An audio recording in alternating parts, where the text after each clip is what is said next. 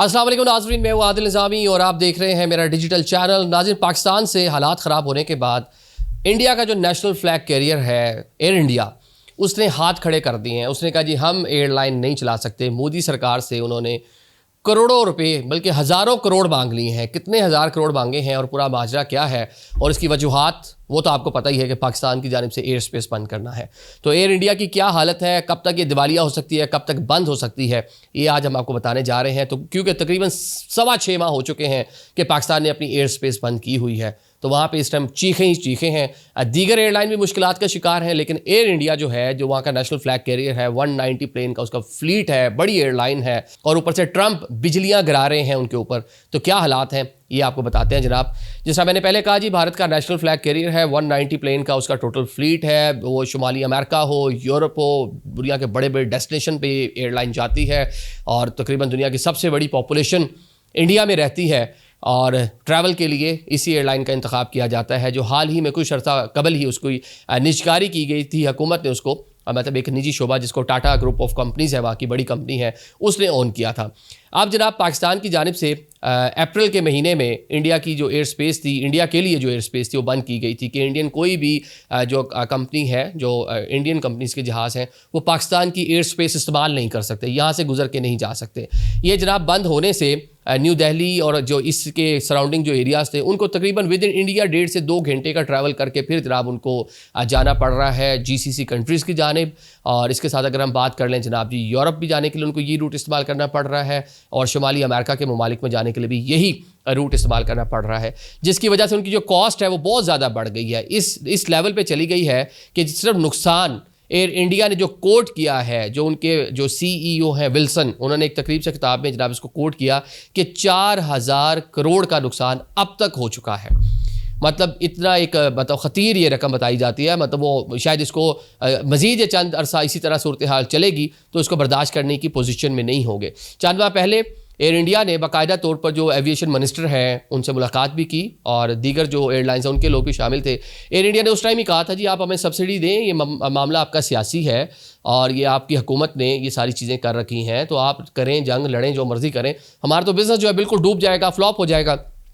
तो उस टाइम भी जो हुकूमत थी उसने हरी झंडी दिखा दी थी कि जनाब हम किसी किस्म के मूड में नहीं हैं। अब दोबारा उन्होंने अपना मुतालबा जो है उसको मोदी सरकार के सामने रखा है और कहा जी 4000 करोड़ रुपए हुकूमत हमें सब्सिडी दे और अगर आप ये नहीं देते तो हमारे हालात तो बहुत ख़राब है, हम तो दिवालिया होने के करीब पहुंच चुके हैं।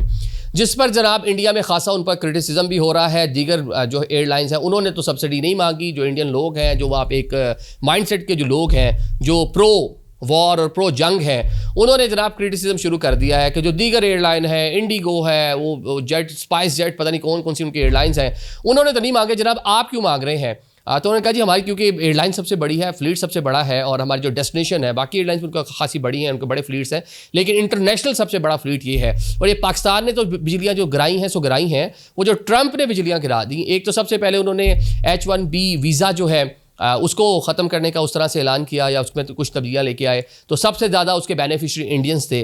फिर सेकेंडली जो वहाँ पे इमिग्रेशन के हवाले से कुछ तब्दीलियाँ हुई और कहा गया कि लोग जाएंगे तो एयरपोर्ट से वापस नहीं आ सकेंगे। तो बड़ी तादाद में वो लोग जो हैं उन्होंने ट्रैवल करना ही छोड़ दिया है, क्योंकि लाखों की तादाद में डायस्पोरा है इंडिया का, जो अमेरिका में जो लोग मौजूद हैं। तो एक उसकी वजह से नुकसान, पाकिस्तान की एयर स्पेस बंद होने की वजह से नुकसान, और ट्रंप का जो टैरिफ है 50% का, उसका नुकसान। तो जो CEO हैं उन्होंने जो तकरीब से खिताब किया, उन्होंने कहा जी एक साथ इतने झटके लगे हैं हमें कि शायद हम संभल ही ना पाए, हम तो बिल्कुल दिवालिया होने के, मतलब मैं तीसरी बार इस्तेमाल कर रहा हूँ, हम बिल्कुल दिवालिया होने के करीब पहुँच चुके हैं। तो हुकूमत हमें ज़रा कुछ ना कुछ आके पीछे बैक करे। साथ में उन्होंने तस्करा कर दिया कि एग्जॉस्ट हो गई है एयरलाइन, उसका अमला और उसके जो बाकी लोग हैं। जो अहमदाबाद में जून के महीने में एक अफसोसनाक वाक़या पेश आया था, आपको पता है कि 260 कीमती जानें चली गई थी, उसके अंदर भी एयरलाइन के अंदर जो लोग सवार थे। उसके बाद से जहाज़ों की जो दुनिया का ड्रीम लाइनर, दुनिया का बड़ा अच्छा जहाज़ था, आज तक कहीं उसको इस तरह का वाक़या पेश नहीं आया था। तो वो इस एयरलाइन के पास दर्जन से ज़्यादा वो जहाज़, दर्जनों जहाज़ हैं वो वाले।